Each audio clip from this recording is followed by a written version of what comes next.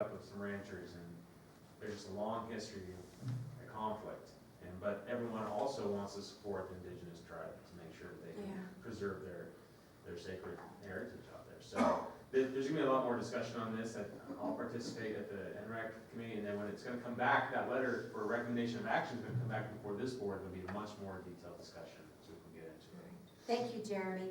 Well, I'd like to add my 2 cents worth, if I can, and that is, I don't think anything should interfere with our future energy corridor, period. Whether we can go across and in between or split the ground.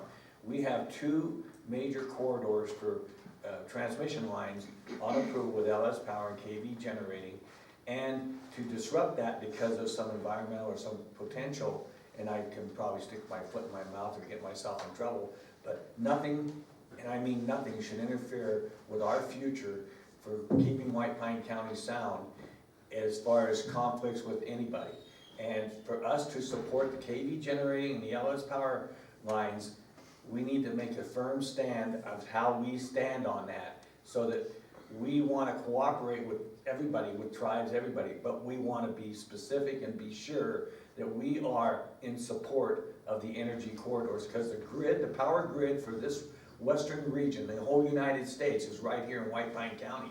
And it's also a 2-way protection. You mentioned the ranchers and everybody else who have an option. We need to cooperate with them to make sure that the future of White Pine County is intact. And there's going to be conflict, I can tell you right now. We're going to butt heads with different special interest groups. And I want to stay firm with my opinion that we need to process with our energy lines and our power projects and everything else. That is the future of White Pine County, and that is where this commission should stand. Okay. Well, I think that's good information for Jeremy to think about when he drafts that letter for the NRAC board. Right. Agreed. Okay, is there anything else, Jeremy? That was it, Chairman. Most of the other items on our tracking list, there's really not a substantial update on. So if anyone has questions, I'm happy to answer them, but I figured I'd save a little bit of time given the importance of the other items that I mentioned. Sounds good. Well, sure appreciate all your help, Jeremy, and that sounds good. So we'll move to our next item. Thank you, Jeremy. Which is our 945 shooting range near Lund, Nevada, Lauren Peacock, Lund Town Council.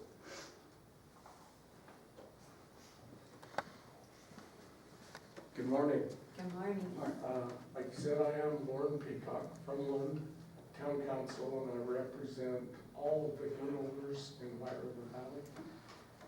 We would like to have a shooting range put in down there. Both sides of our valley, east and west, are mountain ranges that are owned by BLM.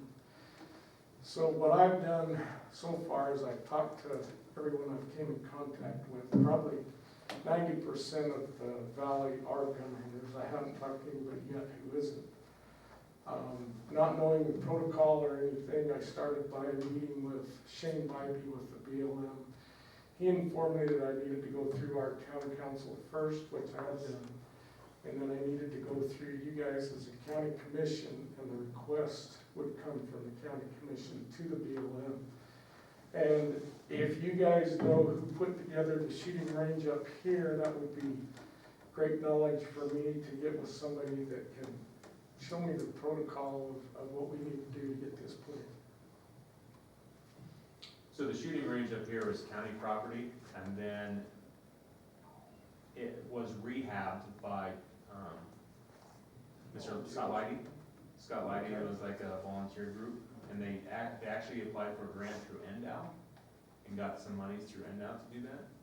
And so the process in this case, unless there's some county property that we own out in the valley that would be suitable, would be for the county to apply for some kind of right-of-way or right through the BLM. Once that's granted, then we have to find the funding source to put the resources into it.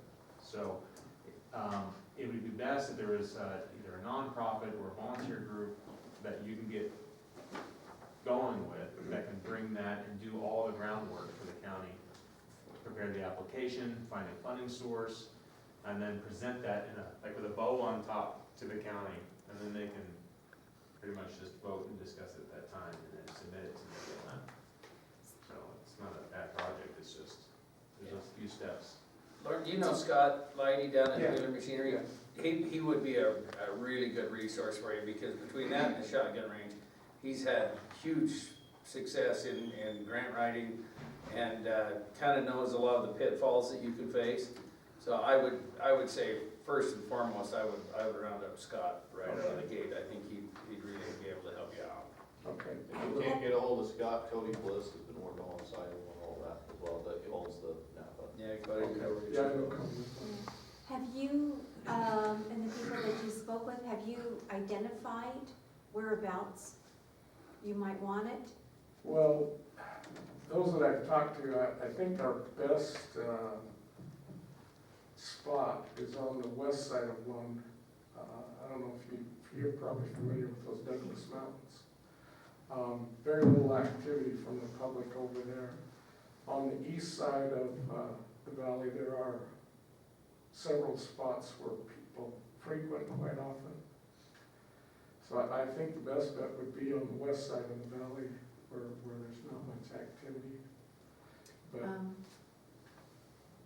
I was thinking that this could even be a potential for a SNPLMA project to look at as far as BLM itself, and if there's, you know, parks, trails, and natural areas, depending on how the rest of it goes. Because we're still dealing with BLM, but you'd have BLM's buy-in, and if there's some adjacent, even if it's on the east side where the schools and stuff is, there's a lot of area out there. Have to take a look at property availability. Yeah, there's a couple different paths. Yeah. And if you were to find an organization that you can partner with that can find grant funding that's available now, there's a faster path. If we Yeah. go the SNPLMA route where we apply to the BLM for funding for this stuff, yeah, it could take a Yeah. minute. Yeah, a little more than a minute. Yeah, so, as the kids say. So, I would recommend get with Scott and find out what kind of clubs would be interested in putting this together, maybe talk to, if there are any organizations down in Lund. And then, work with the BLM to get the application, the precise application for what property right we need to apply for, and then we'll bring that back to the commission with a plan, to support it, and put the application in. But okay. I As far as land don't, I don't disposal. hear any opposition over here, so. No, I think it's a great idea. Yeah. It's important to have those things. I mean, you guys are a long ways from the shooting range. It would be really nice for you to have something close to home. Yeah, I'm in support of anything that helps the American people exercise their Second Amendment right, so it's all good with me. I come up and use this shooting range and I love it, but most people down there just go out and set up a target and start shooting. So it would be Yeah. a safety net as well. So I will talk with Scott, and then I can get all the people who are interested together and form a group, and we'll go from there. Yeah. And then, once we have it all laid out, I come back to you guys. Yeah, the more groundwork you do, the faster it's gonna go. Okay. All right, thank you. Thank you, Lord. Thank you. Time items, so This has been a Georgetown production. George Chachis reporting.